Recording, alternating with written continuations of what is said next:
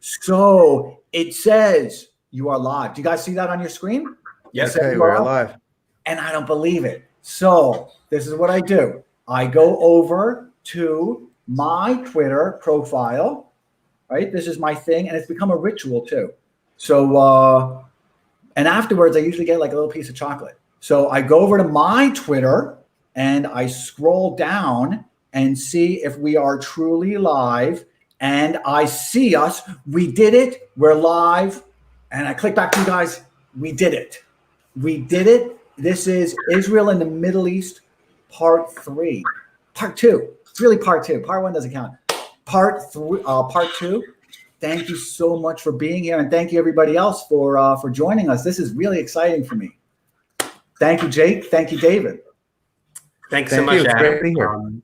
So just to introduce myself, I'm Jake Novak. I've been a mostly TV journalist for 26 years, and I'm currently a contributing columnist to CNBC.com. I was the senior editorial columnist there for several years, and I've worked at Fox and other places. And in addition to U.S. regular business news, my real expertise, though, is Middle East, American politics, and economics. So I'm real excited to do this again, and I'm super excited because in addition to just Adam and me, we have Dave Reaboi, and I want to toss it over to Dave because I think he's pretty well known too, maybe better than both of us put together, but I'd love for him to introduce himself. Sure, thanks. My name is Dave. I've worked in the space, sort of the intersection of policy and public affairs and media, specifically on the national security space for quite a long time now. And again, one of my niches is the Middle East, and I'm really glad that we get a chance to talk about it. And I'm really excited about it also. When I called you guys almost out of the blue, I guess I called you guys about 2 days ago, and I said, can we do this? Because so much has happened since we spoke last time. And I think the last time we had spoken, we covered a lot of territory, but between now and I guess it's 3 weeks later, again, there's just so much more territory to cover. There's been some military contracts have been announced. There have been more countries that, and I'll let you guys talk about it, that seem to be moving in the same direction as Bahrain and the United Arab Emirates. And as I emailed both of you, I am kind of the kid in the front row waving his hand. I'm a student here, and I'm sure most of the people joining us right now are students here also. And we're all in the back and front rows wherever we sit, raising our hands, and we're all kind of eager for the class. So Jake, would you be kind enough to kind of pick up where we last left off, and then and Dave, you can cover it from there. Would that be all right? Yeah. Well, look, I'm a natural newsman, so to me, I like to go with the headline first. And to me, the biggest headline since we last spoke is that now the two major sides in Israel, first led by Prime Minister Benjamin Netanyahu and the opposition leader, eventual prime minister, at least under the current agreement, Benny Gantz, have both agreed to take away any objections they might have to the United States selling the F-35, which many of you have heard me call the ultimate weapon in the universe right now, the F-35 to the United Arab Emirates. There was a little bit of skittishness about that at first. And I think there's some solid reasons for that. The first one being that I think Israel doesn't feel the UAE will likely ever be a belligerent enemy. But I think Dave would agree that this is really probably the most tangible evidence that this piece is for real. Yeah, I think that's true. I think that's very right. I mean, I'd like to start off by saying that the three of us are Americans, and we're viewing this through the lens of this isn't a kind of academic study of what's going on in a far off land, but of primary importance is how this will all affect us as Americans. And because we will be talking about the Middle East, obviously. So I think that it's important to know, number one, that the realignment in the Middle East and let's call them the Trump peace treaties are incredibly advantageous to us if we want to disengage, relatively disengage from the region, which is a very popular position here in the United States politically, disengage militarily from several decades of war that now today seems endless. So so I think putting it in that context is really proper. It's not like sure, it's fantastic that that those people on the other side of the world are making peace and are putting away old, millennia old hatreds and suspicions in order for something better. That's great and fantastic, but we should always also remember that it is in the best interests of the United States that this happens too, and it happens together with this kind of Trumpian desire to leave less of a footprint in the region. Yeah, and that's something I'm trying to get an understanding of, because I think where we had left it off last, and I was so interested by it, is because there really wasn't a lot of press in the United States that was kind of giving a whole kind of view of it, kind of a comprehensive view of it, or even a conceptual framework. So I didn't have anything to hang on to, because certainly I know of Israel. I've never been there, and I really should. And I know of many of the other countries, and I know just growing up that there's always been a lot of conflict, right? I grew up knowing there was conflict, and I grew up with knowing every president that it was part of their campaign rhetoric. However, genuinely, I don't know, because I don't understand. I don't know the palace intrigues. Most people don't. I think you guys have a much better sense of it. So where we left off last, Jake said something very interesting, and I've thought about it. He said he said a lot of interesting things. Two of the things I kind of think about recurring was why aren't more people aware of it? And is that? And I wondered if that was kind of a failure by the media. And what Jake said is that he didn't really want to pin it there, which is very fair, because what has happened is that there really wasn't that moment, that visual moment where everybody just puts down their guns. And there just wasn't that kind of very easy visual that we can all kind of attach ourselves to. And it could be like a 10-second image on the news with people putting down their guns and hugging each other. The other thing I thought was very interesting was, of many interesting things, was that, when somebody asked about Kushner's role and about the Trump administration role and how they were able to succeed, and they had asked, and you had responded that, the advantage they had was not that they were Trump or Kushner or this or that. I mean, those things kind of are movable, right? But it was also just that they didn't have a disadvantage. They didn't have all the legacy. I'm in venture capital, so I think of software companies. They didn't have all the millions of lines of legacy code, is the way I look at it. If you're in the State Department or you're in that, or an academic, you have had it drilled into your head to the point where you can't think otherwise, that there's no way there can be a wider peace or better peace in the Middle East until the Israeli-Palestinian issue is solved. Now, if you come at it like a financier and you say to yourself, well, yeah, you can't buy that house because you don't have $500,000 right now, but let's see if we can get you a mortgage or a home equity loan. And this is kind of the way it's being looked at. You have to look at it as someone who's not believing there's only one path to a goal. And I think the American people should be very encouraged by the fact that beyond just Middle East peace, this goes beyond other things. But if we can get people who are not indoctrinated in Washington thought and academic thought to help solve some of our problems, think of some of the other things they could handle. And I'm sure, and I think that Dave would say from a policy point of view, this has been what has been so liberating about the Trump administration and the Trump presidency. It's not about them being better human beings or geniuses. It's just that they aren't coming from the same, group, which unfortunately thinks alike, whether they're Republicans or Democrats. It's just they don't get out of that box. Right. No, I think that's right. It's a mistake also to think that this is a key, and I've said this on Twitter many times. It's a mistake to think that let's say Middle East peace or these particular deals was a key to a lock that had eluded everyone for decades. That's just not the case. nobody in the establishment wanted this. It's really, really important to understand. Nobody wanted this because this doesn't do anything for the peace process industry. It doesn't do anything for, as Jake pointed out, the sort of ideological mass of conventional wisdom that most of the people inside the Beltway, and certainly the international community has been living in.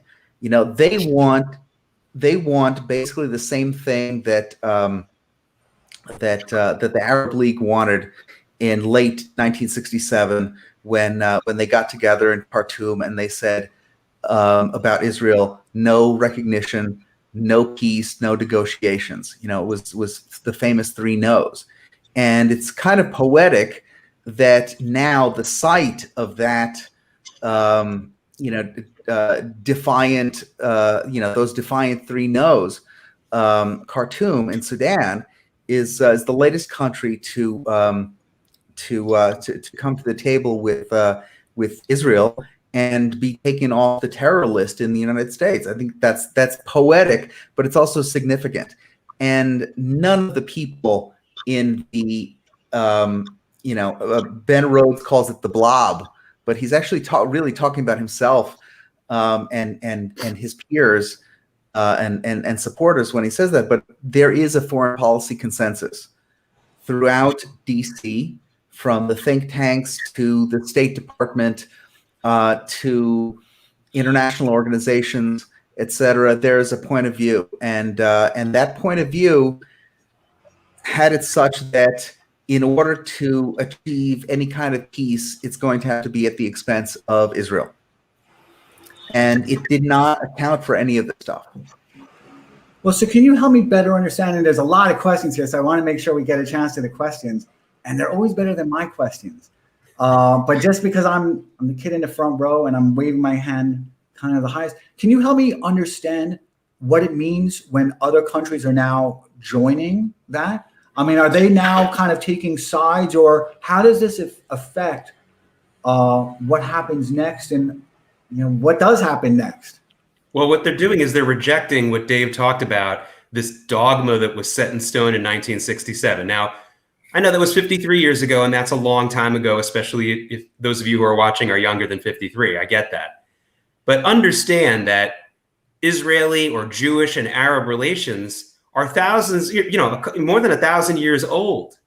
And the relationship was much better than this incredible denialism of 1967 and then the rise of Islamism, which really led to a genocidal outlook on Jews, which Islam did not have before the Muslim Brotherhood and things like that came around. They're not saying everything was hunky-dory, but a genocidal outlook on Jews in Israel did not exist until the Muslim Brotherhood came around. And then, of course, that turned into Hamas and turned into all kinds of other terrorist groups. So what it really means is that the Arabs are moving away from, a 53-year-old immovable policy. And 53 years is a long time, I recognize that. But remember, before 1933, you had the biggest Arab country and most powerful Arab country at the time in the world, in Egypt, supporting an idea of a state of Israel because they knew it would help them economically. And I think Dave will agree that the biggest reason why these peace agreements are so encouraging is that even before the ink has been dry on these agreements, we've already had a lot of economic hookups between the UAE and Israel. This has been going on every day. If you're like me and you're on LinkedIn and you've ever written anything about Israel, you've probably gotten a lot of connections from people in the UAE every day since that. It's happening to me. I think it's happening to Dave, and I'm sure he can talk more about it. Yeah, please do, Dave. Right. Yeah, I mean, I'm not on LinkedIn. Maybe I should be. Maybe I'll be getting these notifications. Yeah. But it's funny when I'm looking at the comments here, and I think someone says that it feels like Trump called a bluff when he moved the embassy to Jerusalem, and I think that's exactly right. And the folks in the White House knew it and understood it as such. I mean, I was talking to them at the time, and they totally got it. And the main idea was that this Palestinian demand of having, of taking Jerusalem as the capital of a Palestinian state was stupid. It's stupid because it's a non-starter. It's not. It's not a way to. It's not anything that's going to happen in real life. So by taking that off the table, Trump effectively said, "Look, we're not going to. You guys are not going to diplomatically try to destroy Israel and negotiate it out of existence. Let's brass tacks, real world stuff here, and let's see if we can make an agreement." And I interrupted you almost there, but there's such interesting questions. And just as you guys are looking through them, I'm looking through them. And some of this we discussed right before this began, because I cheat a little bit, and I had a chance to get a little bit of a preview. And I told Dave, stop telling me so much, because I want to be surprised with everybody else. So we have this question, and thank you so much, Valina, for being here. And she asks, how will the further bifurcation of global affairs between the USA and China affect the Middle East? And Dave, what are your thoughts on that? Sure. I mean, this is a tricky one because it's really the same situation that you see in Europe right now, and really everywhere, because the Chinese have a lot of cards to play. They have a lot of money, and they have been very diligent in investing it in a lot of places. You have countries like Israel, like Hungary, like I mean, those are two really good examples. Kind of torn between these two poles, because they want to take advantage of opportunities from China, on one hand, and but on the other hand, they're kind of more, let's say, civilizationally more sympathetic to the United States and to the West. You also have to. I mean, you can't blame them for jumping on a good deal when it exists. So it's a tightrope that they have to walk. But frankly, it's no different a tightrope than any, smaller country has had to walk throughout, throughout history between two big powers. And then, Jake, I remember you had said something about there was a port. Was it the Haifa port? And you said that also changes how. Actually, you pick it up from there. So yeah.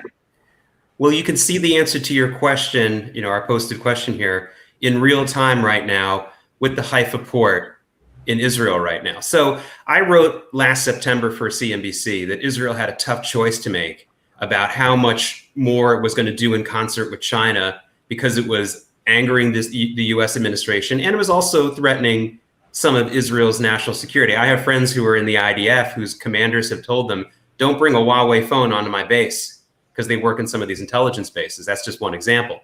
So there's that. So Israel, I think, was basically making the right choice. They were already starting to push China away. I advised Israel to do that, despite the fact that I've been much more understanding of Israel's plight. If you know anything about Jewish history, you should know Jewish people, whether it's Israel or not, should never put all their eggs in one basket. It always turns out bad, whether it's Spain or Germany or England or whatever.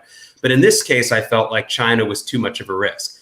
Well, now the decision, Adam, is a lot easier, in my opinion, because they are cultivating some other options. And guess who's coming along with some exciting ideas with how to develop the Haifa port? The United Arab Emirates. Now, they don't have the money that China has. They don't have the expertise. But again, if you think of it from a finance mind and how you can now broker another partner in a deal, and now if the UAE is going to get involved with what they have and how they can bring in so many other Arab countries to use that port and use the Haifa port as their gateway to the West, which is what some people are hoping to make it, then you start seeing you have some other options. Now, I think China is still going to have a hand in the management of one of the two Haifa ports. There's the old Haifa port and there's the new Haifa port. I don't want to get too much in the weeds about that, but just understand that there are other players now involved in all of that. And it's very, very encouraging. And I think that we'll see this in other areas as well. Israel is now, I would say, the final answer to your question is Israel is now 50 to 60% less likely to become a part of the Belt and Road Project, which I know Adam is such an expert on, than they were before these peace deals were signed. That is incredibly significant for the United States and the world. So, and then, and what in terms of, there's just so many good questions, and I'm going to put one of these up here, actually. It's not a question, it's a comment. And thank MFN 122. Thank you so much for being here. Says Saudis for peace. So that's so thoughtful. And I really appreciate that sentiment. And I'm again that kid in the back row trying to understand what peace looks like, and once peace is established, what is the peace that we're establishing, and then what happens next? So, and I want to get back to China in just a moment, but Saudi Arabia is now becoming much more engaged in this. Is this something that I've understood, Dave, over the last few days and weeks? I've heard their name a lot more. Is that right? I guess we're hearing the same thing. I always thought that it would take a little bit longer for Saudi Arabia because, frankly, I thought that it would take until MBS assumes full control of the kingdom for this kind of thing to happen. But I understand that frankly, the pressure is on. All of these countries. We can get political, but all of these countries have a great relationship with this administration and this president. And the idea of Joe Biden and his folks coming in, I mean, you can just go down the list of national security advisors that Biden has, or who are kind of big shots in the Democratic Party. Look, the reason why all these countries have come together in this way a few years ago is because Obama was so terrible in the region that he brought our allies our allies together in an attempt to sort of rebalance rebalance things away from Iran and from the Muslim Brotherhood Islamists. So I think a lot of these countries are looking and they're saying, what can we do to help Trump? And I think it's absolutely reasonable when people talk about foreign influence and blah, blah, blah. No, I'm sorry, BS. Countries have interests in the U.S. presidential election. And if they say, you know what, we want to help out one particular candidate because he has done good for us and good for the world and good for the region, then I think it's their right to do so. So what does that display? So if they become, what would that? So if Saudi Arabia kind of is now emergent within the administration's relationships or continuing to be, does that displace an existing power structure or existing relationships? I mean, does it have to be? No, the U.S. Saudi relationship, goes back really before anything diplomatically in this country. So it goes back until really from FDR's time. But lately, we've seen it Saudi Arabia become a very partisan issue. The Democrats have joined the side of the Qataris, and a sort of Islamist anti-Saudi argument that they've been making, which is that at the end of the day they prefer what they consider to be the authentic voice of the Muslim world being Islamists. So naturally they would like to see the Saudi monarchy displaced.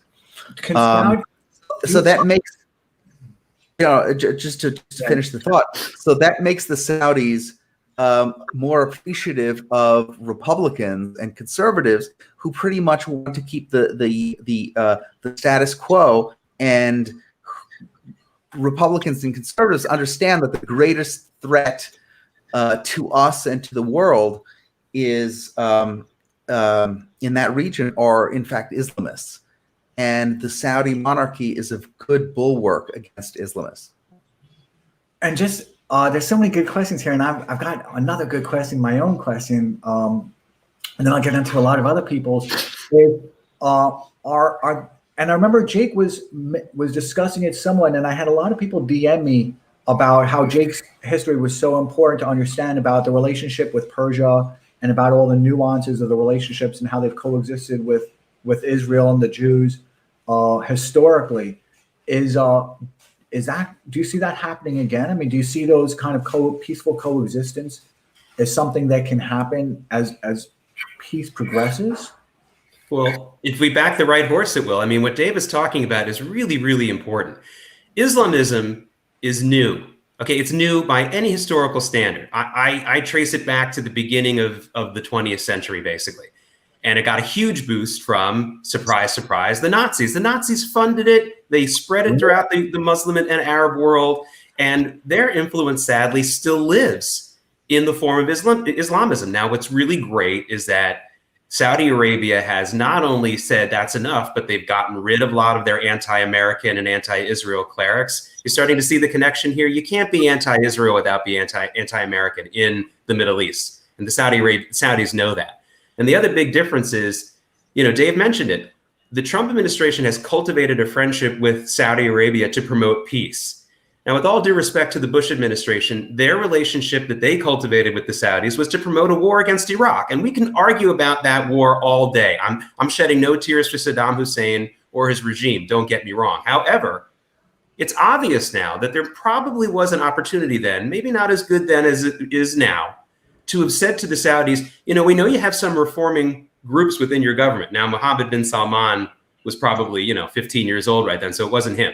But there may have been people like him at that time who the Bush administration could have gone to and said, listen, 9/11 and all this terrorism against Israel is a result of Islamism. And that's not good for you, because guess who was always going to be the #1 country for Islamism? It ain't you, it's going to be Iran. So if you want to be the dominant force in the Islamic world or the Arab world, and I know that the Persians aren't Arabs, and that's an important discussion to have, but still, if you want to be the dominant force in the Middle East Muslim world, you're not going to do it by being Islamist or Wahhabist. And then you had said something else, and now I want to continue because there's so many more countries that are becoming participants in this, is that the business implications, because I think I recall you saying that Bahrain had established their first sovereign wealth office over there. And now that UAE, but yeah. I'm sorry, was the UAE? The UAE, yeah. Yeah. Thank you for correcting me. Right. And now that that's happened and that kind of chasm has been jumped, right? Is that something that now is going to be kind of replicated from Middle East country to Middle East country? I mean, Dave, do you see that happening? Because I know this is a big part of your own studies. Yeah, I mean, I'm not. You guys are the finance guys. I wouldn't want to take a question like that in regards to sovereign wealth funds. But the big picture answer, I think, is that this will all flow naturally. Yeah, Jake, what do you? Yeah, I'm sorry. No. Yeah, well, I mean, we talked a lot about it last time, right? There's so much that Israel has to offer. Now, you have all these Arab countries that are basically still trading on one commodity, and that is oil, which means they need derivative fintech, they need insurance fintech, they need all the kinds of things that Israel already offers to the world in many different ways. They also need security. They need cybersecurity very badly, in addition to military security. So it's really, listen, you take a look at a place like Dubai, and it's an incredibly modern city. They've got a lot going for it, but it's not diversified enough. I mean, what do they have? They have oil money, and they have these retail and real estate type entities there, and sports, and they have a great airline. From what I understand, Emirates Air is awesome. So all that is great, but they need to diversify it. Mohammed bin Salman knows that more than anybody. That's been his goal. But, Adam, it goes beyond that. And, another big story to me, another big headline this week is that Hadassah Hospital, which is, I guess, just undeniably the best hospital in the Middle East, is going to set up, they're working on it, is going to set up a branch in Dubai. And to me, that is so huge because, listen, money is important. The military connections are important, but Israeli medical know-how is going to be the thing that strikes the people, the ordinary person. They keep talking about the Arab street. That's going to be something that's going to strike them more than any of those other things. And how permanently are these things set up in place? And how much longer until these things are kind of irrevocably progressing, that they can't be kind of wound back? It's going to be hard. I mean, I think they're really getting there. I mean, the regular flights, I mean, right now it could be easily reversed, but if you want a timeline, I'd say that by this summer, it's going to take more than 2 years to unravel some of this stuff if you even try. So even if there is a new administration that comes in and tries to embolden Iran, in the first part of that, and I think Dave would agree, that would actually tighten the bonds even stronger between these new countries. But if it ever eroded, if anyone wanted to play a free agent, like, Qatar is still mostly on Iran's side, but I have some exclusive information we can share a little bit later about how I think they're ready to straddle some more sides than the usual. Even if that happened, it would take some time. So, but does Qatar, Qatar, I call it Qatar. I know it's supposed to be called Qatar. I don't care. So, and I know David has written a lot about this. And in fact, you were part of a movie about kind of the hostilities of the regime and how their efforts were to intrude upon American political affairs and to infiltrate think tanks and their own practices. What then happens? Does Qatar then choose a side and just stop doing that hostility? Or does that hostility in itself start getting unwound? And does that mean that now there's a new adversary and they're going to start, if Qatar were to decline, it were to kind of disengage from the hostility, does that mean that there's a new adversary that would then fill that vacuum? And how does that work? I'm really anxious to hear the exclusive information here on Qatar, because maybe I'll be proven wrong. I mean, it's happened a couple times. There have been headlines, but I have, as you said, I was in a film called Blood Money that describes, really, I think it's about the New Middle East, sort of the kind of meta thing that it's about is about that. But in specifics, it talks about the efforts that Qatar has undertaken to influence public opinion and policy in the United States. And as you pointed out, it has to do with think tanks. We have a kind of classic WikiLeaks cable from a Qatari saying that Brookings, which is the largest think tank inside the Beltway, they say Brookings is our aircraft carrier, so it's worth more in the influence game. Do they really say that? I think I remember that. Brookings is there. We're going to take report in the New York Times. That's remarkable. I remember seeing it. It's a great movie. It's only like 30 minutes long. It's a good documentary, and it does discuss that, because those are a lot of the same mechanisms that the Chinese Communist Party employs. The Chinese Communist Party has it a lot more formalized, and they've got an infrastructure, while as it doesn't appear that Qatar, as you described, does. It just seems like Qatar is just spending money, while as the Chinese Communist Party has built an apparatus over the last 70 years that's extremely evolved, and they've put a lot of people on their payroll, but they also look at it kind of scientifically, while as they're not just haphazardly throwing money. So Adam, let me quench David's curiosity and everyone's curiosity about this thing with Qatar. Everything he said is true about Qatar, but this is something that I've known about for a couple of weeks, and I think that when the story finally comes out, for those of us who are really familiar with the situation, it'll be a big blockbuster. I have confirmation that, so we all know that Qatar controls Al Jazeera and the content on Al Jazeera.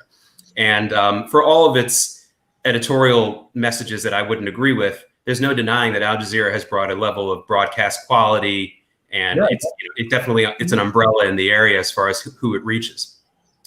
Well, Al Jazeera has made an agreement to hire at a very high level position a recently departed member of the Trump administration who's going to have a very big role there. And I'm not at liberty to say his name because of a confidence, but let me say that there is no way that this person would ever join Al Jazeera or anything connected with it unless he was given tremendous guarantees that the messaging on Al Jazeera wanted to change. In fact, I'm very certain he was hired in hopes that Al Jazeera basically came to him and said, we want to have a more pro-American, a more pro-Israel message. Now, I'm not naive. I still think Qatar will try to play a lot of different games. There's a Yiddish phrase that really works with them. They like to dance at all weddings, and they'll still try to do that. But if you can imagine an Al Jazeera that promotes fewer anti-American messages, remember they had an Al Jazeera American network which failed, but every night was really giving us a good harbinger of where the Democratic Party has gone to now. 6-7 years ago, Al Jazeera every single night was reminding America how racist and terrible it was. It was that show with Soledad O'Brien, which failed miserably. People didn't want to see it, but for some reason they think that's a good political platform right now. But 6 years ago, we had a telegraph of this.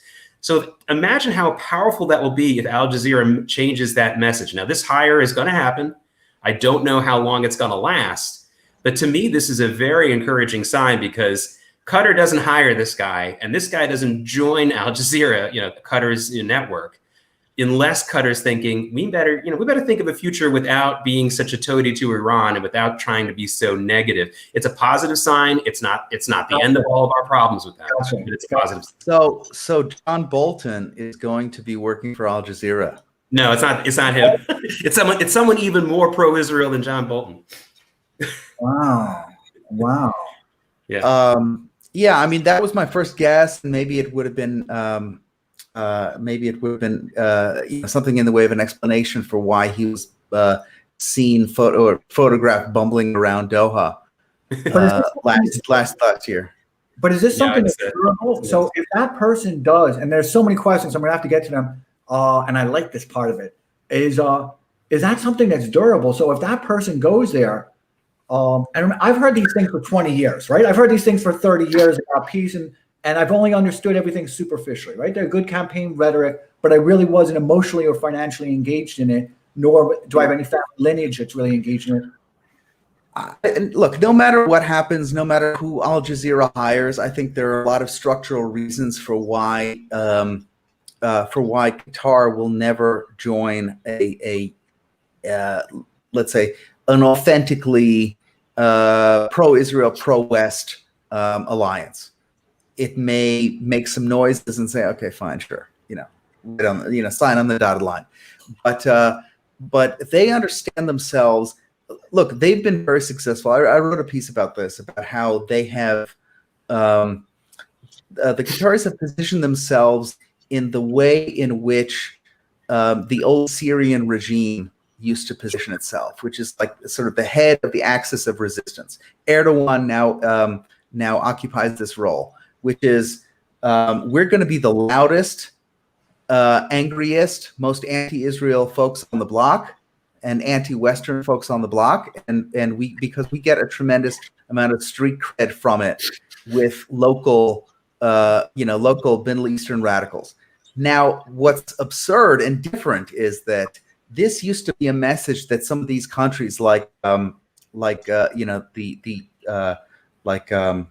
Hafez al-Assad regime and Erdogan and Turkey under Erdogan is doing, they're doing it for kind of domestic consumption and regional consumption, but the Qataris are doing it for Western left consumption.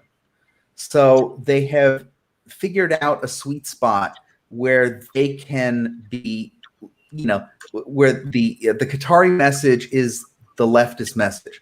So that's why you see that messaging from what's his name, Hassan on Al Jazeera, goes to CNN, if they figured out a kind of perfect way to keep their messaging in like anti-imperialist, anti-capitalist kind of lines, and so for that reason, they've won over the press corps internationally with this particular line of messaging. And so why would they change? They view nationalists and Trump people and conservatives as losers and as the enemy. So they're not going to all of a sudden go and switch horses in midstream. Gotcha. So we're gonna skip around because now I see a lot of questions. There were a lot of questions before. Now I'm gonna through them. Yeah, and I'll show you guys them. So Guy Mishmish says you have to go to Israel. I had a big opportunity there. I know you've said that, and thank you once again for joining us. And I also think about your comments about the real estate there. When you were asking about the real estate, you were commenting on the real estate, and then Jake was in agreement that real estate is going to do good. And that's I'm not an investor in that, but that is interesting. And so love your thoughts on Jared Kushner's role in the peace deals, which is something I try to remove the politics from it. You know, I've been in this stuff for a long time, so I'm kind of that old guy now that just that watches his son, you know, play baseball and tries to look at it kind of objectively as to what they could be doing right or wrong, and not really be a cheerleader too much, rather than, you know. So I am very interested in it, in how this occurred. And so thank you so much. Let me just go back to it. Thank you so much, Pastor Derek T, for asking that. And the People's Cube asked the same thing. I think people really do want to know. Even the people that are very critical of Trump still want to know what's occurring in reality, you know, outside of a small kind of world that we live in, which is getting smaller and smaller. I really truly want to know what's happened and why this time it worked, while before it didn't. So the People's Cube, thank you so much for being here, says, why and how did Trump make peace look so easy? Yeah, well, I mean, the easy answer is a little bit of what we referred to before. It wasn't a group of people that were convinced by years of State Department careers or years in academia that it was an intractable problem. If you decide that you're not going to accept what everyone accepts as a given at the start, and you decide to look at it from another angle, which is, sadly, listen, the news media in Washington are very similar. There's a tremendous amount of groupthink that goes on there. And there's not a lot of, I mean, we could talk about this, for example, with the way the Trump administration is approaching the African-American community as well. Similar, like if you just stop thinking that X is a given. I don't want to wander too much, right? Yeah, I understand. But if you just decide that X is not a given, you can get there. But I'll say something else, which is a little bit of a joke, but it's also true. Listen, if you've dealt with real estate, the real estate business in Manhattan for all the years that he did, these are some of the lowest life, tough, cutthroat people out there. And it's possible that Trump looked at it and said, this isn't as bad as what I dealt with on the West Side Highway. You know, I mean, honestly, I'm not really saying that completely as a joke. There's some truth to that. And keep in mind, I do try and keep politics out of everything in my life, because at the end of the day, I'm an investor, and I want to have scenarios if Trump wins, if Biden wins, or whatever happens, right? So I try and plot things out and then kind of weigh them out. But I am so just kind of like intellectually inquisitive about what's happening in the Middle East and what's happening with Israel. And I think Gerald Chambers, thank you so much for being here. C4 CEO, and you've got to do more periscopes. Says, comments, amazing how something so big and heretofore unexpected is so very absent from the news cycle. And it really has been. If it wasn't for kind of my pursuit of news, I would not be aware of the peace arrangements that are going on. That's both of you. I was just saying. Okay. Well, I'll just, as a news person, I'll just I mean, say, go ahead, Dave. Please. No, I was going to say. Go ahead. I'll go. You, Dave. It's all on you. Okay. No, I mean, I'm just going to refer back to kind of what I said at the opening, which is that none of this makes sense unless you realize that that this was never the goal of much of the people we're talking about. The media is against this. I mean, just go look on Twitter and look at. I mean, absurdly enough, the U.S. Institute for Peace did an article last week, I think, or the week before, bemoaning potential peace between Israel and Saudi Arabia. This is the U.S. Institute. It's very interesting, because at a certain point, and this is kind of what this is about, and then I want to bring this up also. So Kevin Urbanus, thank you so much for being a namaste. Makes a comment that I love that there's finally business thinking applied to world politics. And for me, what's interesting as well is I apply business finance to everything in my life, right? I really do. And that can be a good and bad thing. But at a certain point, what's occurring in the Middle East and what's occurring in Israel and all the business implications it has with technology, with defense. And I know, Jake, you want to discuss that, some significant contracts that are going on. But at a certain time, the media has to get dragged along as its advocate and the evangelist for this, not just because of the business implications, but because we're seeing kind of the old narrative unwinding, and we're seeing, and that self-referential loop that has been in place, as you guys have argued for the last 40 years or so, we're seeing that kind of interrupted, right, by the reality of right now, which introduces kind of this new trend that the media has not yet jumped on, but there is clearly a lot of momentum that's now even taken out of the media's desire to dampen that trend. I mean, it just seems like it's quickly becoming its own perpetual motion machine. Is that right? This has hit the trifecta of every major media bias. Now, those of you who have read the stuff that I've written for a long time, I've talked about the three biggest biases in news media. And as much as political bias and geographical bias are very high, they're numbers 3 and 2. The number one bias in news media ever since it ever began is the bias in favor of negative, sensationalist, bad news. So this hits on all those cylinders. So the reason why the story is suppressed is because it hits on all three of them. It's a good news story. It's geographically not in New York or Washington. They don't care. And 3, it is, it's also a case of something that makes a non-liberal, a conservative administration, for lack of a better word, look good. So all three of those things, and I would add a fourth, which is it involves math and business and money and numbers. And most people get into journalism because they can't do math. And I can say that from experience. So honestly, it's amazing we're getting the story at all when you think about it that way. But one of the things I want to talk about is the business aspect of this. Yeah. It seems like it's new.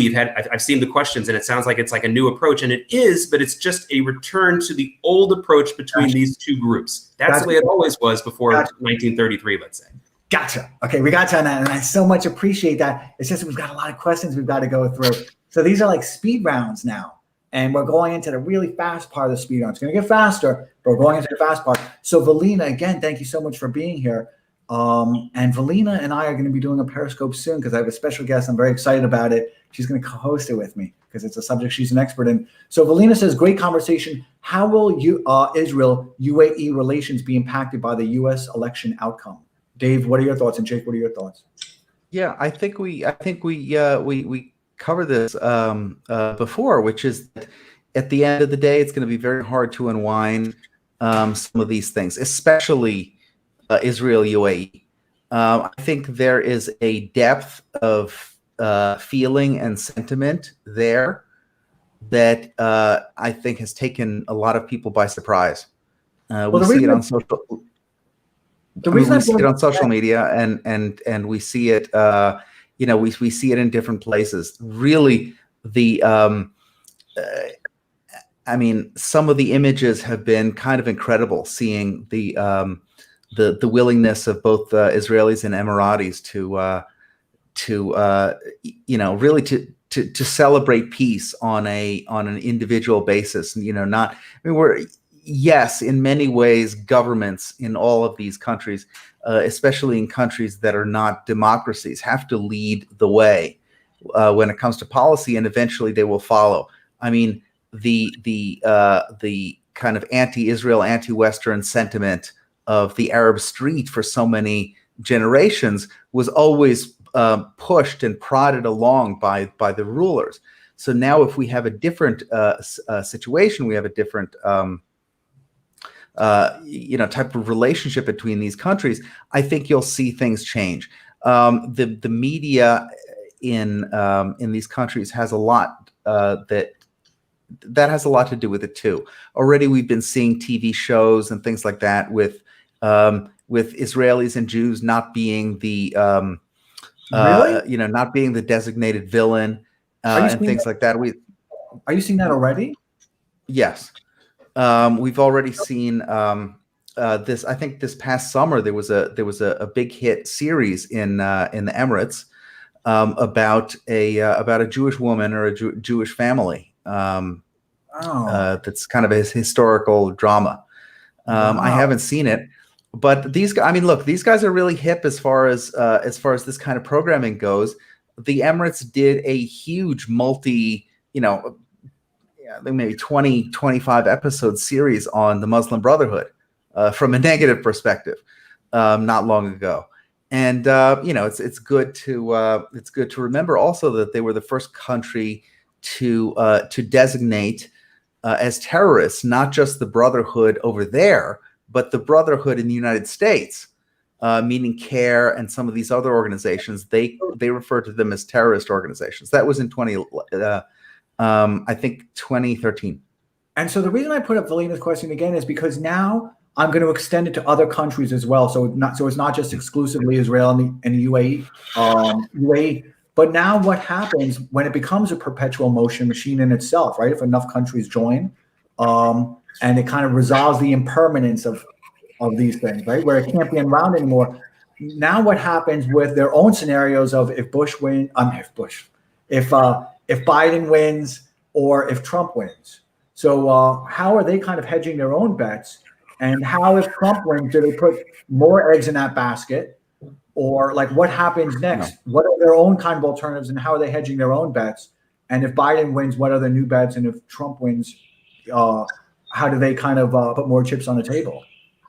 Well, my guess is go ahead, Dave. Go, Dave. I was just going to say real quick. My guess is that if Biden wins, in my opinion, God forbid, what that administration will undertake in response to what's been going on in the Middle East is to again try to strike a grand bargain.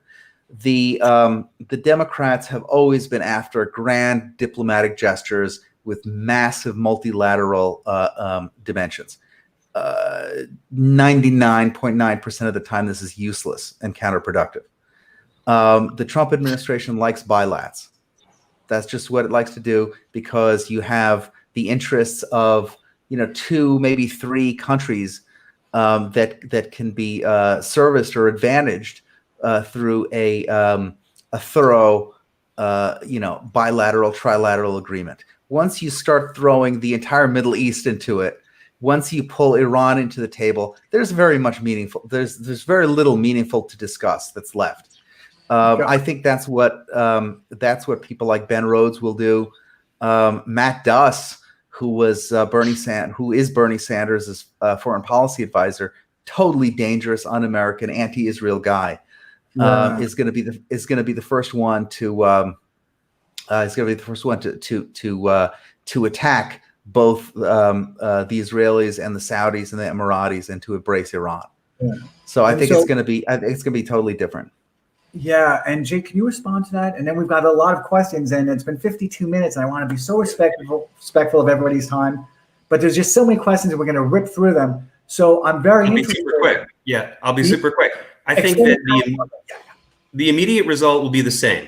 If Biden wins or if Trump wins, there will be a stronger push to solidify the existing agreements and to make more agreements because they're going to want to present either a new President Biden with facts on the ground, peace facts on the ground, not war facts on the ground that it can't change. And then if Trump wins, they want to present him with a clear example that they're really looking forward to more of the same.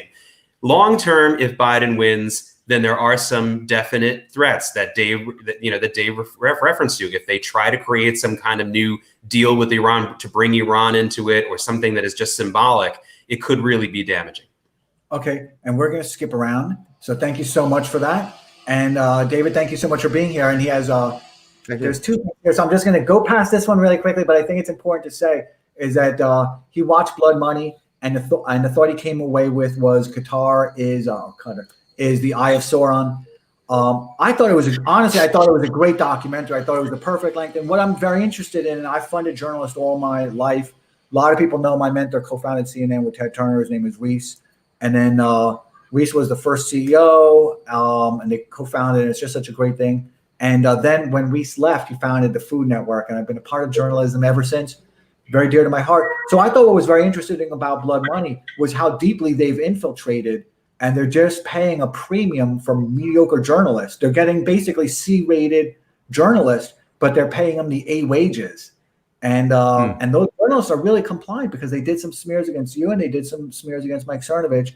So it was good seeing you guys do the forensics on that. So I'm going to go on to. So thank you for saying that. And it gives me a great chance to bring it.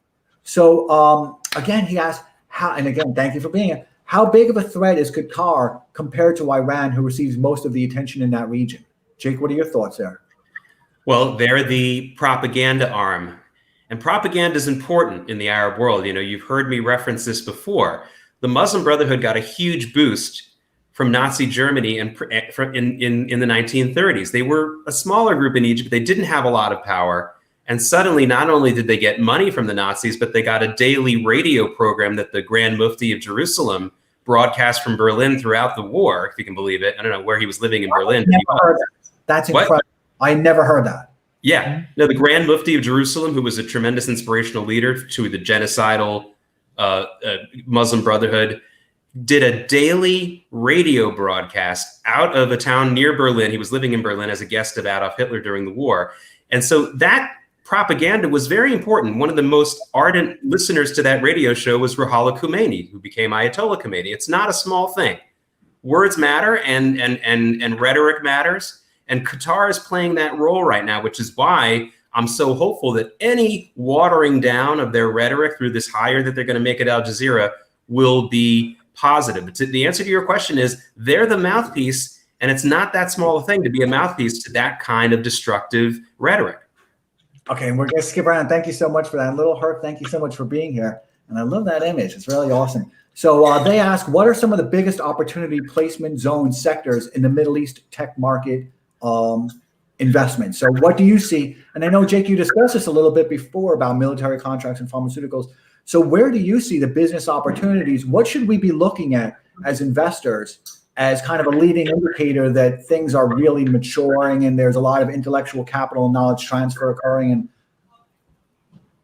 well, I'd start with the Tel Aviv metropolis.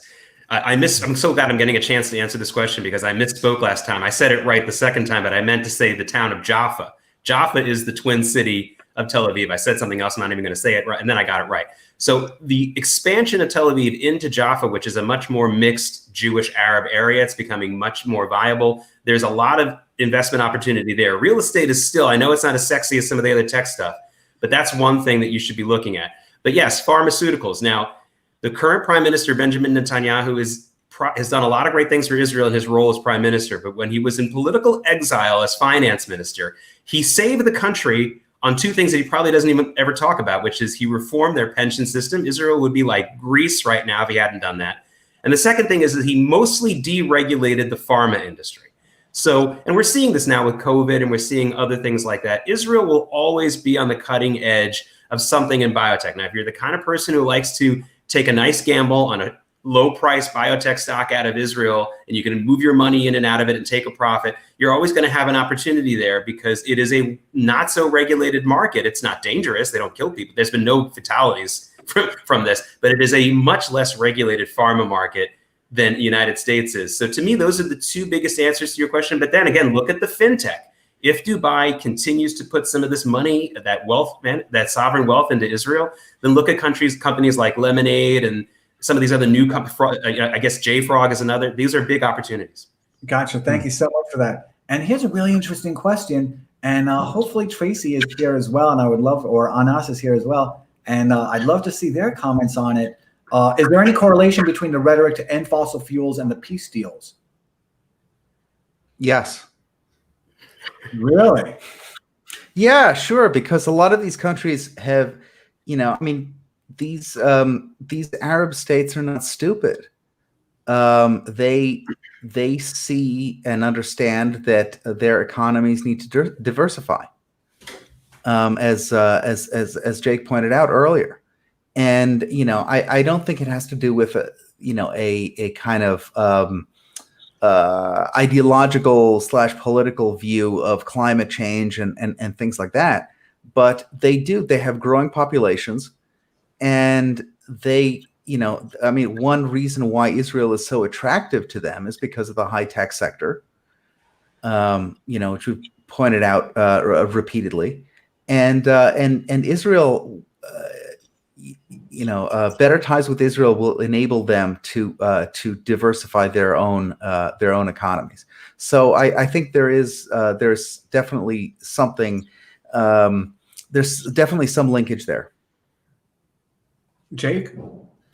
Look, if they're lucky, and Mohammed bin Salman and the rest of the oil companies will be able to diversify their economies from 100% oil to 80-20. I think that's what they're really looking for. That would be a big deal. And to me, we've talked about this a little bit, Adam, but for those of you who are listening for the first time, a big test case for this is what's going on now in some of the areas in Saudi Arabia where they're trying to build high-tech hubs, working with Amazon, working with Google, and they are literally building a bridge through the Sinai, through, in areas that are also in Israel, over into Egypt. And if that works out, then you have a situation where Saudi Arabia is basically saying our business, our economic lifeblood flows through Israel to Egypt, which is really their most important Arab ally, and then further out into the rest of the world. So look at that very carefully. That's what they're trying to do. Mohammed bin Salman wants to be able to say, I brought a tech hub here to this country that has nothing to do with oil. I brought some infrastructure that has nothing to do with oil. And it can't happen, in my opinion, in his opinion, clearly, without Israel. So it's an interesting thing that little Herc asked, and so now I put that question on the screen, and thank you again, is the UAE seems to be masters of the new architecture and building structures. Why is this? And then I'm going to ask also, you describe the bridges that are being built and kind of the infrastructure that's now being put in place. Who's doing all that building, and who's doing all the engineering, and who's doing all the cement, and where's the labor coming from? Do you know this? Well, if it's the Saudis, that means they're probably using laborers from smaller Arab countries. We see that all over the region. Saudi Arabia, one thing you have to understand about that, they don't have a large population. Neither does the UAE. The largest Arab country by population is Egypt. And that's why for so many decades, it was the most important Arab country. But because of military and mostly economic reasons, Saudi Arabia is now the most important Arab country. But your question is important. They don't have the manpower. Neither does Israel, by the way. Neither of those countries have a major force, which is why, Israel's called, one of the reasons why it's called Startup Nation is not just because everyone's such a genius. It's because they have to start up something and let the manufacturing and the heavy work be done somewhere else. They don't have the peeps. Right. They can't do it. So I would expect Saudi Arabia is probably hiring laborers from other countries and maybe even from the Far East, Indonesia, places like that.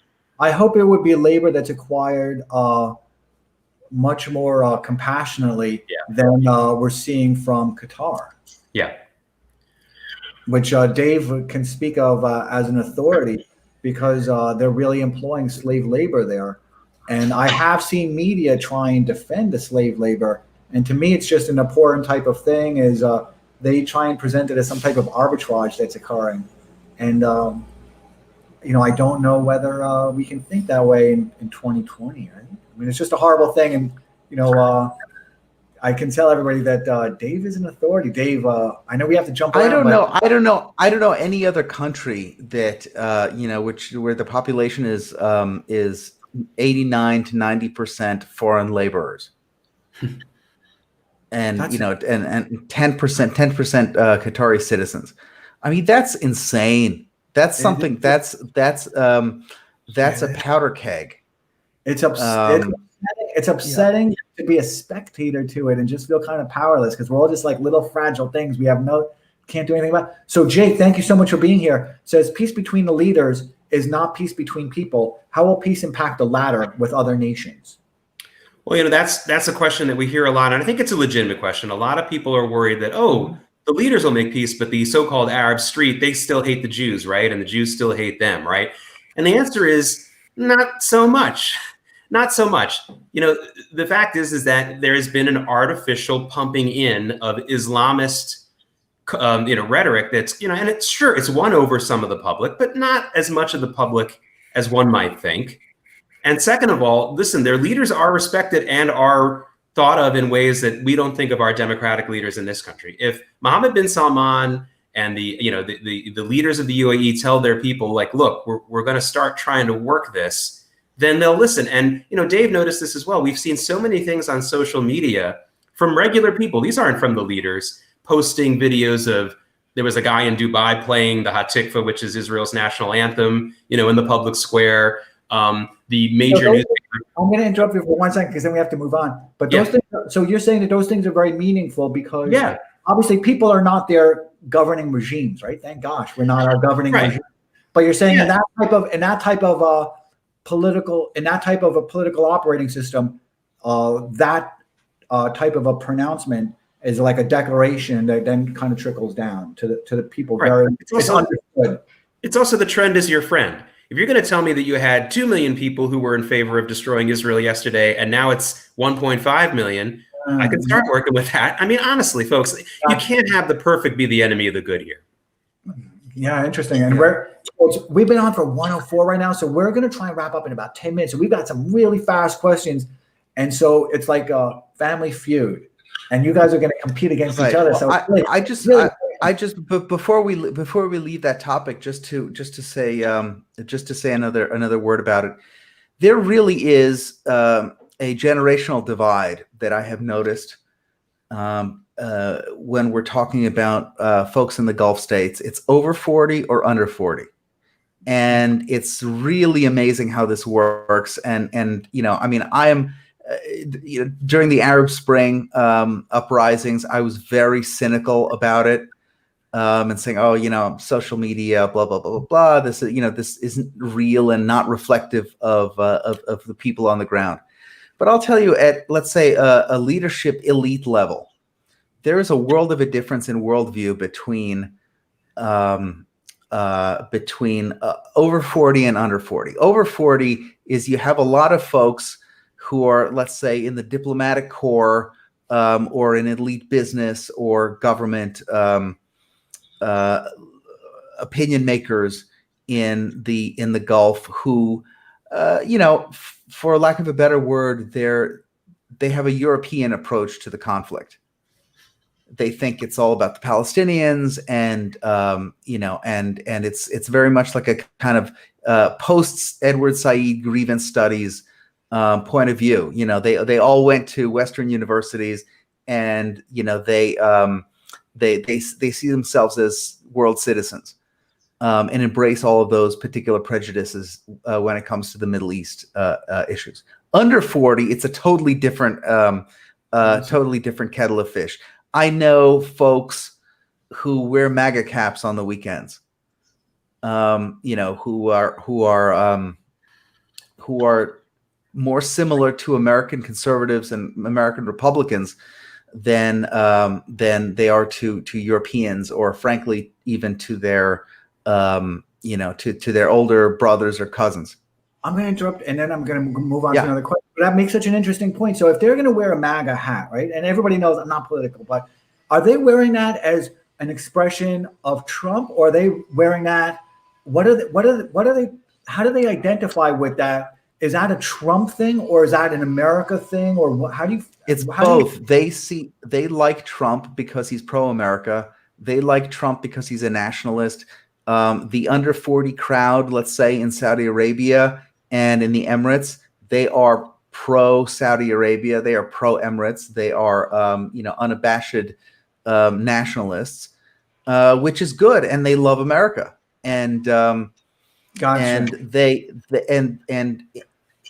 they kind of correctly see that the big conflict in the world is now between countries that want to maintain some semblance of their, you know, of their traditions and way of life against a kind of globalist consensus that, you know, that wants to turn the world into, you know, an unaccountable EU managed hellhole.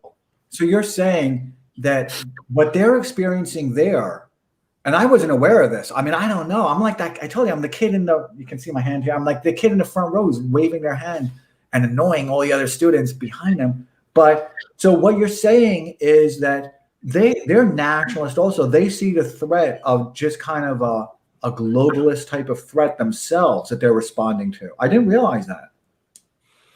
Yeah, absolutely. I mean, they see they see what's going on, and the narratives that that a lot of the let's say anti-globalist forces, we can call them nationalist, you know, though the media and has done a good job giving it you know, purposely giving it a bad rap, but you know, I mean, these are patriots in their own countries. And they, you know, they really buy into, let's say, the Trump, Bolsonaro, you know, Orban, Netanyahu critique of the of, let's say, you know, the conventional wisdom globalized West. Gotcha. So Andy, thank you so much for being here. And Andy asks, China's influence is rapidly growing across the Middle East, but at what cost is that for the U.S.? Well, that could be a great cost, and that's one of the reasons why it's so great to see the regional group powers within the Middle East hooking up so that China doesn't have as much influence. We were just talking earlier about how China was basically going to have complete control of the Haifa port in Israel. Now the UAE will probably bid against that, and maybe that won't turn out to be a non-China project, but there will be others like it. In other words, the need to rely on China for so many things is now reduced because you have Saudi Arabia basically approving all these deals and working with them, and Israel working with them, and Egypt working with them. So the answer is, this is a great way to counteract China. Okay, thank you for that. And so now, Anand, thank you so much for being here. Says, will the Saudis will Saudi formalize bilateral relations with Israel in the near future? Yes. What type of schedule would you guys put that on? And I think Jake had mentioned something about this before. Maybe it was something that we just did privately, but we were talking about it because I was so intrigued. Where you thought might even be on a slower schedule because of some relationships, palace intrigues with the prince. So has this surprised you how quickly this is moving forward? No, I think I think that the timeline will be, again, probably decided by the election. I think if Trump wins re-election, I wouldn't be surprised to see a ceremony at the White House before inauguration.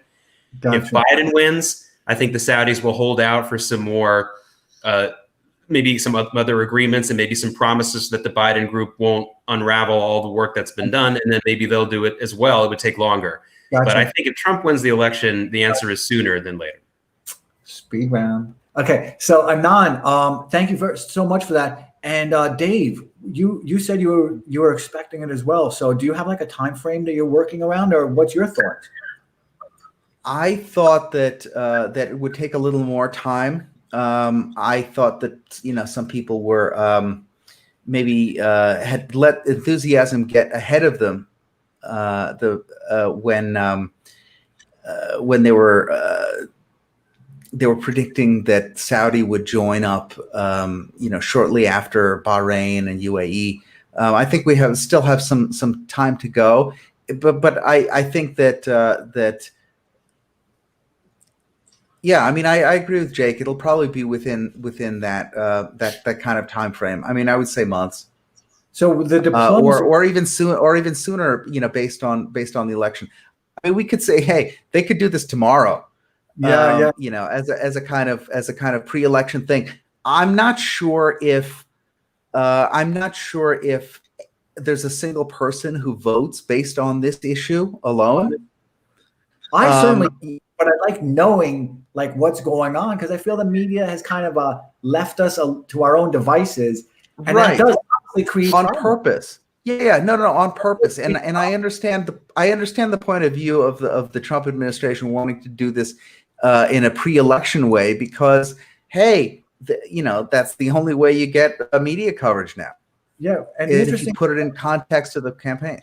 Well, because the media has left us, has abandoned us so much, it does make people like me venture out for the experts that can kind of can backfill all that gap. And I suppose that can also lead people into the wrong directions, because truth and reality can get so fragmented that I'm very selective about what I let into my head, because it's so difficult once it's in there to take it out, to extract it. So I go to you guys. So just a quick question for you, and then we have to get on to the next, because then we're closing up. And I'm going to rip through everyone's questions, and I see a really interesting comment there. But in the language of diplomacy, are they still making sure that that any issues, any existing kind of Palestinian issues, and I don't know the right diplomatic phraseology of it, but that are not being inflamed or agitated? How are they kind of getting buy-in in the language of diplomacy, so they're not kind of creating more opportunities for rifts and for failure? Well, what kind of buy-in do you need? The Palestinians have not returned calls from the White House in for how long? For more than 2 years already at this point, maybe 3. But they are so. They are a wedge, Pardon? though. They are a wedge, though. I mean, yeah. Look, they are a wedge, but at some point they have to realize that that they are not going to replace Israel. They're not going to drive the Jews into the sea. Their best case scenario is to have a state that is non-militarized, and with a government that clamps down really hard on terror, because that's just a non-starter. There's no Israeli government in the world that's going to allow an Iran and Turkey and Qatar supplied terror state within its borders. It's just not going to happen. Gotcha. Yeah, people are really not realizing how important that peace conference that the administration put up, that Jason Greenblatt and Jared Kushner put up in the summer of 2019 in Bahrain, how crucial that was. That was the Trump administration saying, here's our new idea based on economic partnerships for peace between Israel and the Palestinians. And it would have been one thing if the Palestinians showed up and they walked out and they didn't like it, but they didn't even show up. And that was a huge slap in the face to all those other Arab countries. A tremendous reason why these deals have been signed since then is because the Arab countries looked at them and said, you didn't even come and sit down at the table with us. That was a huge insult and a huge miscalculation among many by the Palestinians. Yeah, it's interesting. And I'm going to go on to the next ones, but only because I've spent so much money on translators and research teams, the language of diplomacy. So, and you guys study this, so I'm telling you guys what you already know, but it's so different than a normal person could ever take in, because there's so much cultural nuances and history of this person and history of something 50 years ago, and what that little phrase means is something that's so crucial within that language, and it's not just a vernacular that comes and goes. I mean, there's real meanings to these things. Fega Marx says, and Fega Marx, thank you so much for being here, says it's an alliance led by the USA with Israel and the Sunni Arab world. Fair. Yeah, I mean, look, it's like Charles Krauthammer used to talk about this all the time. It's that basically this is like Nixon in '72 choosing China over the Soviet Union. We got the Sunni world and we have the Shia world. The Sunni world is clearly the side with which we can work. Iran side is not one we can work with. Cool. And David, thank you so much for being here. And he's been a go-to for me when I was very interested in the Israeli elections. So thank you so much for joining us. Says, would love to hear more about Qatar and where they are making plays in MENA, MENA, and the US. Dave? Qatar is a destabilizing power. Their primary ability to wage primary ability to wage war is through influence and media. So, for example, you could very well make the case, and I have done so in the past, that the Arab Spring was a Qatari destabilization project, with using the Muslim Brotherhood as the agents for toppling their enemies in the monarchies in the region. That would not be incorrect. Al Jazeera functions as when the Saudis and Emiratis and the Egyptians got together and they made demands on the Qataris in the summer of 2017, at the very top of the list of grievances they had against Qatar was, you guys use Al Jazeera as a way of toppling us. You broadcast subversive messages into our countries, and with the idea of trying to topple our monarchies and replace them with Islamists. This is what they do. This is exactly what they do. In the United States, they're able to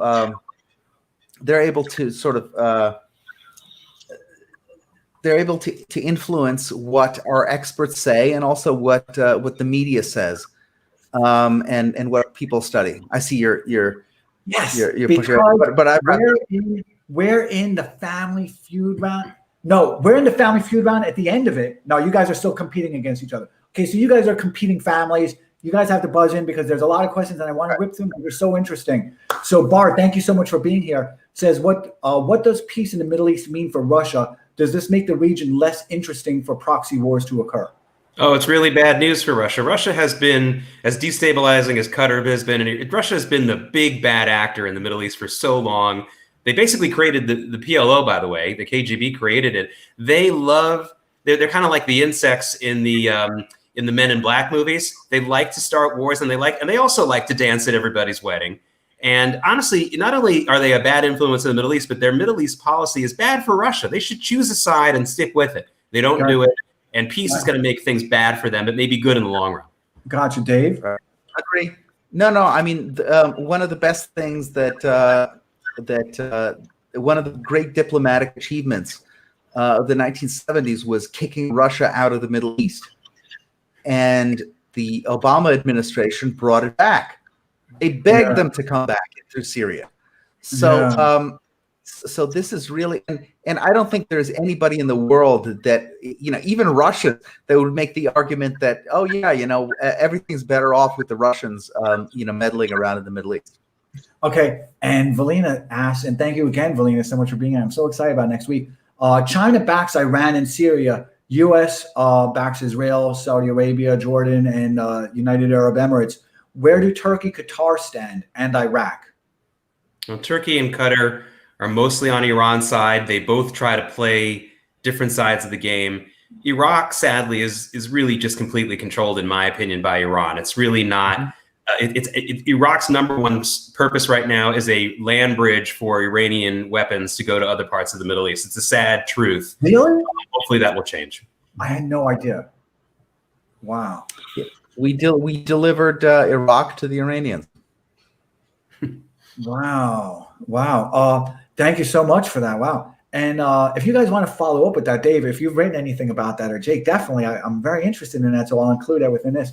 The emissary, thank you so much for being here, says, do you see any cross-cultural exchanges between Israel and these Arab countries? Absolutely. So the biggest thing is what I mentioned earlier, the Hadassah Hospital going over to set up a branch in Dubai is huge news. That's one example. We're seeing a lot of other cross-cultural stuff. And remember, folks, these were not aspects of the Israeli-Egyptian peace of 1978-79. Thankfully, that did stop the outward wars. There's no denying that. But there was never a financial or a cultural exchange. That movie, The Band's Visit, and the Broadway winning, the Tony winning play, The Band's Visit, a work of fiction. Didn't happen. There isn't enough cultural exchange, even after 40 years of that peace deal. So I'm already seeing more cultural exchanges. It's really happening. And that, of course, helps answer our earlier question about the Arab Street being more in favor of it. This is really happening. Dave? You're right. No, I agree. There are stupid people like Chris Hayes, and sort of that ilk, and I just use him as a shorthand to cover a wide variety of kind of mainstream media dumbasses. But he goes and he says, oh well, this is a fake peace because I want to get away.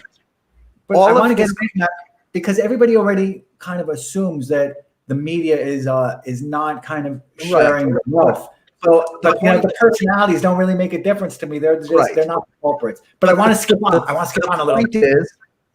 But the point is that all of these criticisms that he's making is far more applicable to the Israel-Egypt peace, which is exactly what Jake was saying, which was in every way inauthentic if you want to compare it to the authentic peace that's happening now. And thank you so much for that. And Homo Desperado, and I hope that's not a bad thing that you just made me say, but thank you so much for being here. Says hi from Turkey, and I think it's just a comment, but they say hi from Turkey, but I think it's not about the economy, and then they say blah, blah, blah. So I'm very interested if they want to elaborate, or does that mean anything to you guys? Yeah, I mean, look, obviously it's not just about the economic ties. A huge part of this is creating a block against Iran. The Iran nuclear deal, which the Saudis and the Israelis correctly defined as something that would definitely give the Iranians a nuclear weapon and would definitely give them many more billions of dollars to create more mayhem in the Middle East, which is exactly what they did with the money. So sure, that is still, to me, the number one catalyst. But the fact that it's also has such an important economic caveat, which can't be denied. I'm sorry, I agree with you. It's not only about economy, but it's got a lot to do with it. And the fact that it does have a lot to do with economic tie-ups is really important. And if you dismiss that, you're really missing a big part of the story. Dave? Agreed. And Nancy and I have traveled to Turkey, and we love Turkey. And I love haggling with the people in the bazaar, and I learned a little bit of Turkish, and I still remember it to this day because I enjoy negotiations so much. And now we're that single round in Family Feud where like the other person's in the booth and you guys are just shouting off answers.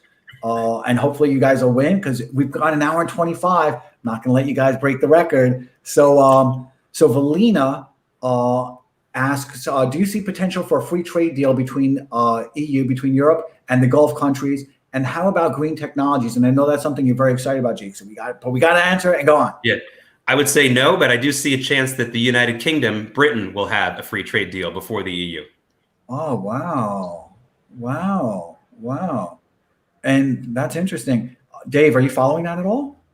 I am not. So I trust Jake. Yeah. I know Jake has been engaged there. So I'm going to skip around. So Jeff, the markets work. Thank you so much for being here. Says with the U.S. support, GCC seemingly formed accord against extremism over the last couple of years. Different approach. Dave, can you help me out with what I'm not sure exactly what the question is. I think it's a true enough statement. For sure, the GCC has done a lot. I mean, it's sort of what is GCC? What is GCC? Gulf Cooperation Council. Oh, what countries are a member of that? Is that the way it works? Well, I mean, all of those countries. Qatar is also GCC. So when you when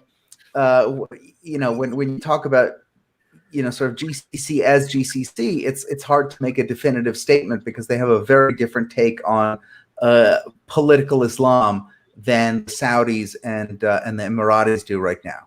So, but let's say in general, yes, let's say the anti-Qatar coalition, best described in 2017 against Qatar, Saudis and Emiratis leading it. They do have a very different take on the terrorism issue, and they've been forthright against Islamists, not only in their region but also in Europe as well. Thank you so much for that. And Ruben, thank you so much for being here. Do you see a path to a scenario where Syria turns towards Israel, or at least becomes neutral? Well, it's a tough path, but the path will run through Lebanon. As we speak right now, the Lebanese are negotiating with the Israelis on maritime deals as far as water rights and things like that. That's huge, another huge story that hasn't been covered. So I think Syria is a much tougher deal because the country is so internally destroyed, not to mention the fact that they have other issues. But if the Lebanese people are able to continue what has been a pushback against Hezbollah and Iranian influence, and this continues to get traction, then that leads us to a path towards Syria. So the answer is not a direct path, but there's an indirect path through Lebanon. Watch Lebanon first, and then we'll have an answer about Syria. Dave? Yeah, I would say, I mean, at first blush, I would say the answer is no. But Jake is right to point towards some possible hopeful signs in Syria in Lebanon. But I think Syria is going to be a hard no, pretty much for as long as the regime. Actually, you know what? As long as any regime exists, any Islamic regime exists in Syria, it's going to be a hard no.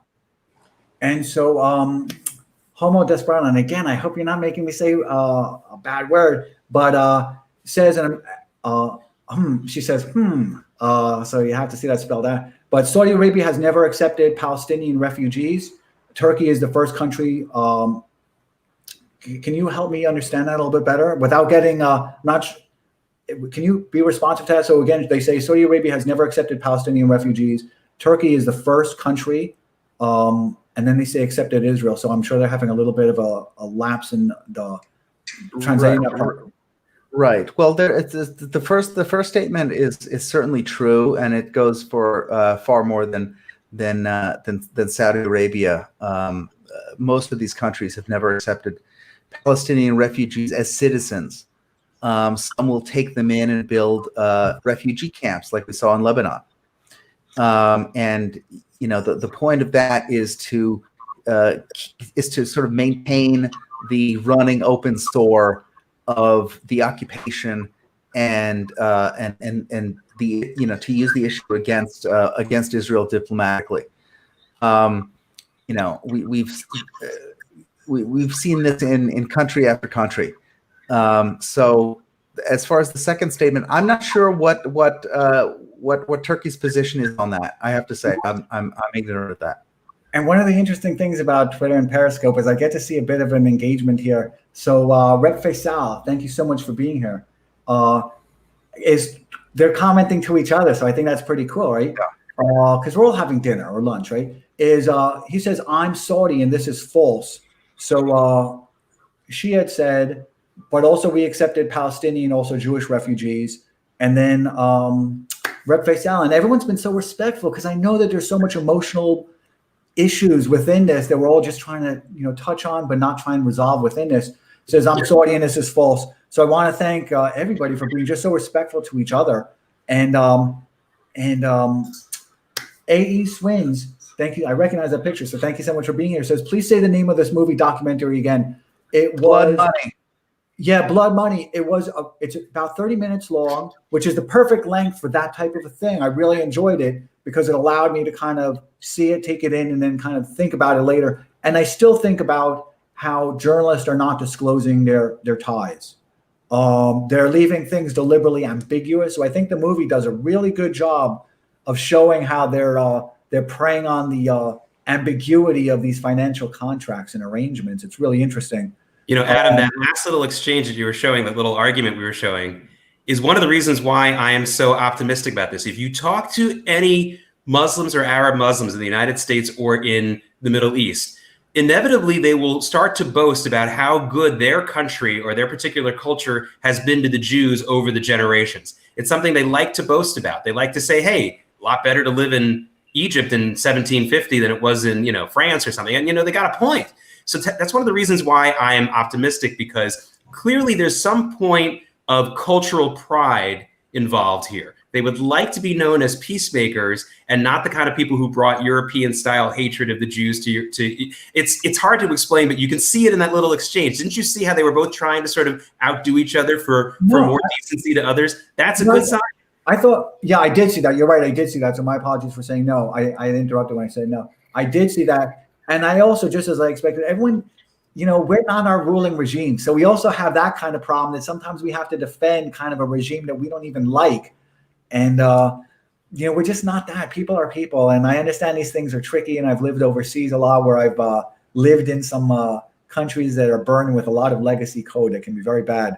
So I'm going to skip through because there's a few more. David, again, thank you for being here. Says, big distinction is UAE, Bahrain, Israel relations were happening on business level prior to the Accords. It's an interesting observation. That's true. That's true, but don't underestimate Arab culture for public, formal handshaking and agreements. If you we're hearing this a lot from the American types that Dave was talking about, the naysayers. They don't know anything about Arab culture. A public peace treaty deal, public handshakes, hugs, these kinds of things, they really, really mean something in the Arab culture, which is why you have to be careful when you do it to Arab terrorists, when you show them respect. It's a very dangerous thing to do, but it goes both ways. It's okay, really I'm gonna skip over to Dave because this is Dave's study as well. So Dave, you were gonna say?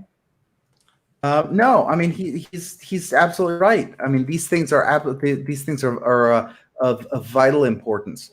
And yeah, I wouldn't really add anything to what Jake said. I think it was just spot on. And Tracy is here, so thank you so much for being here, Tracy. And Tracy and I did a Periscope, and she's an expert on fossil fuels, and I'm so excited to be speaking with her again very soon. So how do you see recent peace alliances between Israel and its Arab neighbors affecting the Arab peace? Well, I'm going to talk about something that happened. And she added to that. So it's a two-part. So that makes more sense. Okay. Yeah. Now, how do you see recent peace alliances between Israel and its Arab neighbors affecting the Arab peace initiative of 2002? Well, it flipped a lot of it on its head. There was an incident that happened, and I wrote about this for CNBC. I believe this happened in March of 2018. And it's not 100% confirmed, but it's important to understand that the Arab world and Iran believes this happened. 3 Israeli F-35 jets flew round trip from Tel Aviv over Tehran and back to Israel undetected. Now, again, not 100% confirmed, but a decent amount of Iranians believe this happened, and a decent amount of the Arab world believe this happened. And that was a huge catalyst for a lot of these deals that have happened ever since, because it really solidified in the minds of the Middle Eastern world that the Israelis had the U.S. backing at a level never seen before, and that they had a weapon that could really change everything in the Middle East without it being a nuclear weapon. So to me, again, all the other things we talked about, the nuclear deal, which has happened since 2002, the other nice arrangements that have happened, economically, don't forget that that was a seminal moment in Middle Eastern history, which is still officially a secret mission. But it was reported in the Saudi and the Kuwaiti papers, and that's all it needed to happen. Okay, so we're going to skip around. So Eric, thank you so much for being here. And I'm going to assign the speaker this time because we got a lot of questions and we're going to rip through them. And I'm not going to let you guys break the Periscope record here for time. My Periscope record for time. So Eric, thank you again for being here. How does this affect reason for maintaining NATO? And then they wrote in parentheses, Libya and Africa. So Dave, can you help me understand that? I don't know. I mean, look, I think NATO is an answer. NATO in 2020 is an answer to a question that has kind of long expired. What we need to do to figure out how to make NATO relevant again, I think will certainly take into account some of the things that have been happening in the Middle East. I mean, you have Turkey as a NATO member. I think at this point you've got to be crazy to say that that's a good bet. NATO does not have a mechanism internally for expelling a member nation, so you're going to see an end of NATO before you see Turkey being ejected from it. I don't see that. I'm not sure that particular alliance will stand the test of time more than 5-10 years. Gotcha. And thank you for answering that. And David says, and Jake, we were discussing this as well in our last Periscope, but Israel is a leader at wastewater reclamation and basically solved and desalinization and basically solved water issues. Oh, yeah. Well, can someone call Governor Gavin Newsom of California and let him know about this? Because I think California should be really making a major deal with Israel right now and figuring out their issue there. No, this is a bigger issue also that we haven't talked about as much. It's sure you can say this is an economic issue, but it's an absolute life or death issue. And and Adam, you're going to start seeing this being more of a bridge between Israel and India, which is already very strong under Modi, but it's going to get stronger as these projects go along. Desalination is something Israel's always done really, really well. It's always been a national obsession, and you can't go wrong with that. And how can you not be interested in that if you're a city like Dubai? I mean, you can't survive. And thank you very much for that. And David, again, and as I said before, he was so helpful to me in understanding the intrigues of the political elections because I didn't know anything about it. So I would DM him, say, help me understand this. And Dave, this is for you. Unfortunately, nothing is irrevocable. And I can't read it with this light, but it looks like Israel had amazing synergies with Iran pre-1979 as well. Yeah, look, I mean, he makes a good point. I think there are structural differences between to go back just to fill everyone in. Israel did have a great relationship with the Shah, the previous regime in Iran, or the regime in Iran prior to the Islamic Revolution in '79. In fact, the Israelis built the airport over there. And there was a lot of trade and a lot of kind of good stuff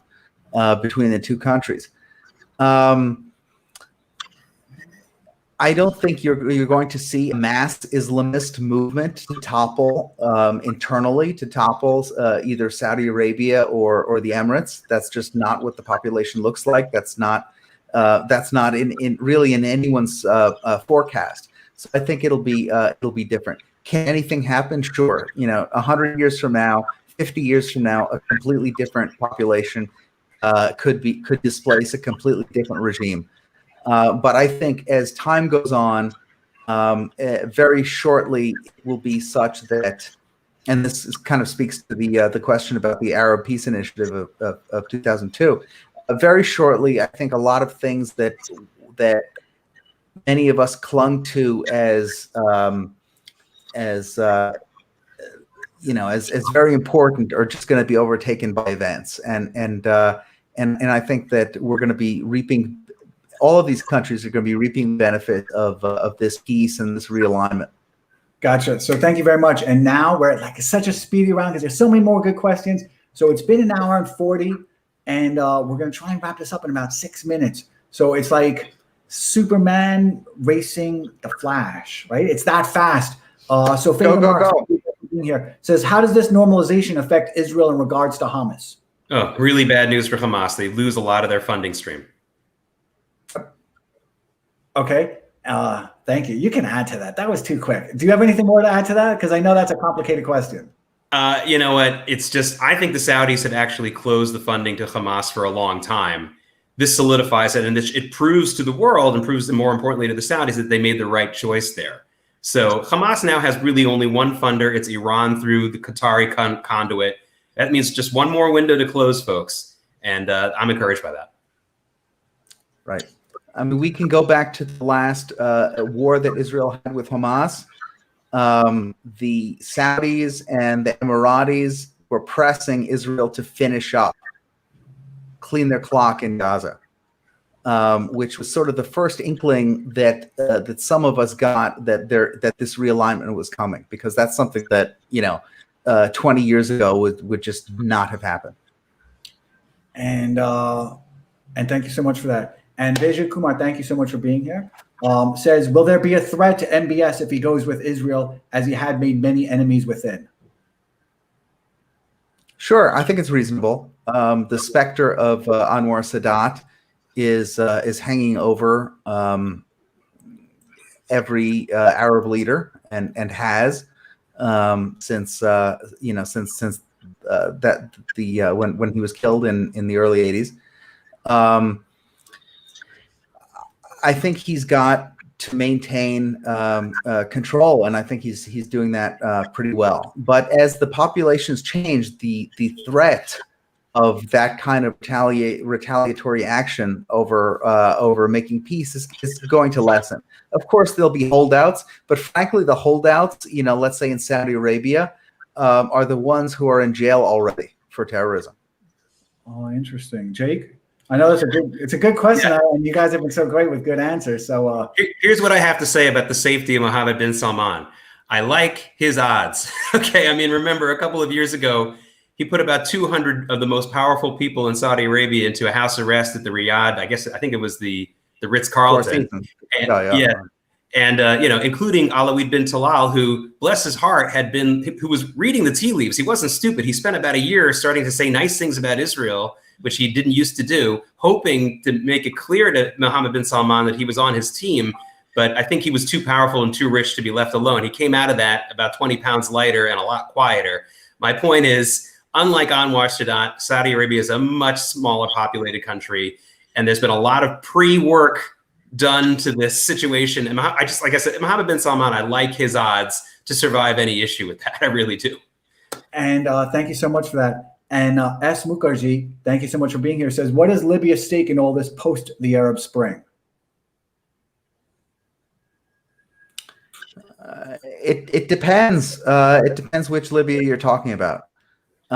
Libya has now, over the last 2-3 years or so, been in what could be called a civil war. You have the anti-Islamist rebel forces led by General Haftar, U.S. educated. Actually, I think he's a U.S. citizen. who's been there, who's been trying to fight the UN, EU, Muslim Brotherhood, and Turkey-supported government over there. So I think it's very much an open question of where things stand. It's really different every day as far as where the advantage is. But for the bigger picture is for ordinary Libyans who were suffering under Gaddafi, and then they suffered under the collapse of Gaddafi with probably the most strategically insane operation, the Libya War. Undertaken in modern times. Look, I feel really bad for the average Libyan because you've constantly traded one horrible regime for chaos, for another horrible regime, sort of on and on and on. So I feel terrible for them. I wish that they would have some luck and peace in that country, but I don't think it's on offer. Jake? I'd look at Libya as something like this American South in the 1930s, when then Congress, the 1940s, when then congressional candidate LBJ went down and pointed to electric power and things like that and said, you want this kind of stuff, you need to get in, you need to join in with, with then the New Deal and that kind of thing. I would go to Libya if I were an American diplomat or if I were an Israeli and just say, like, you want in on this? You want in on this because we can bring you in. Okay, and that's why the economic aspects of this are so important. And I think the Libyan people have to be sold. They have to be campaigned to. And because of Gaddafi and the people who came after him, have we ever had a chance to even speak directly to those people? I don't think so. Maybe we'll get it now, and then we'll have another discussion. So we're up to two last questions.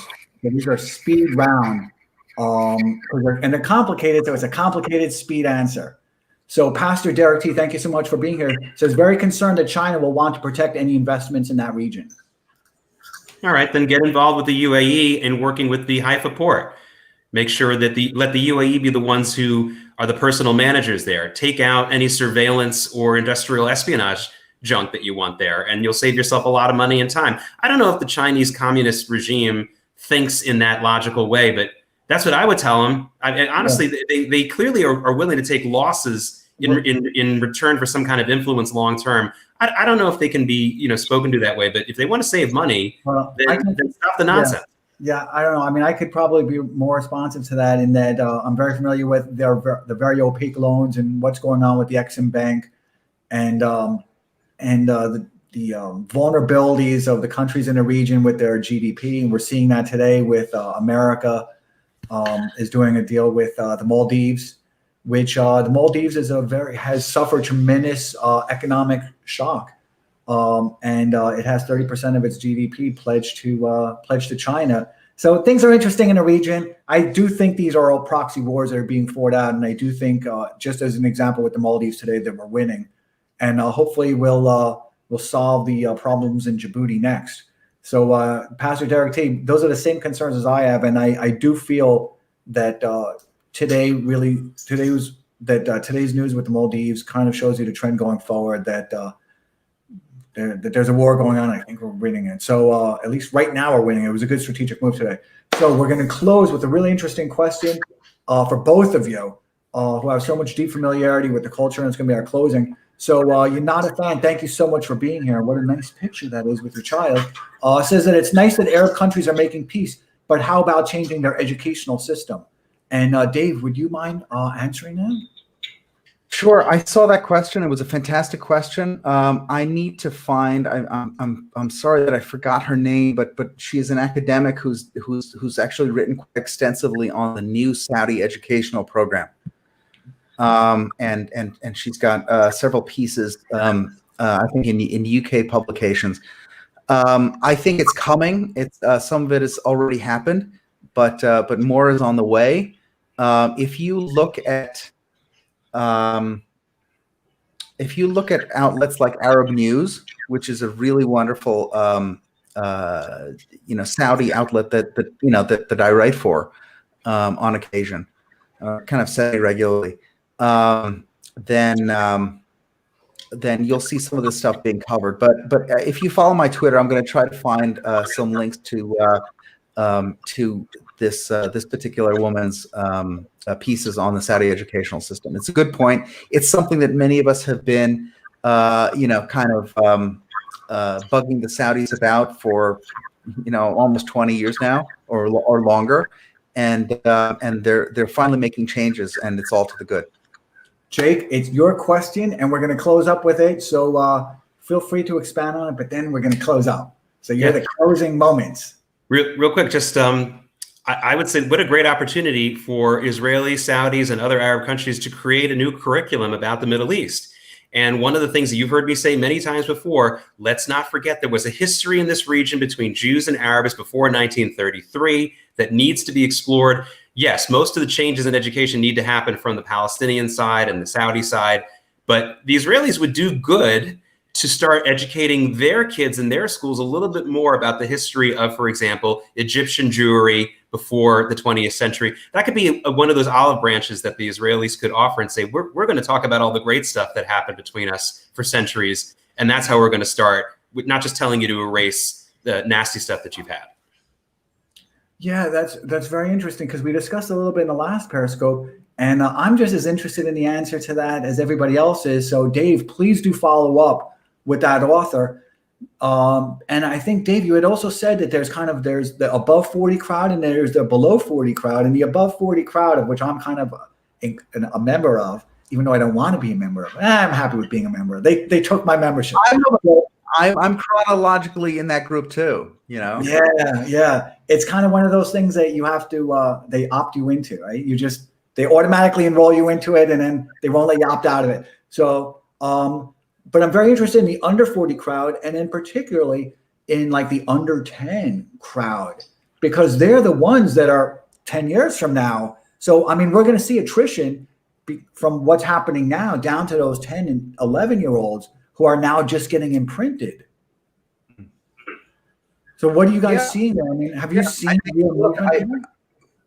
Yeah, I mean, I think that's true. I don't want to speak to the under 10 crowd. I don't know any under 10 in terms of education, folks in the Gulf. Right. In terms of education, I mean, look, I'll give you a little indication of what's gone on. The Muslim World League was an organization. It was sort of it was set up as, I don't know if we have an analog in the West, but it was sort of set up as a youth organization, a youth pedagogical organization for Muslims throughout the world, and teaching them how to practice Islam, how to be Muslims.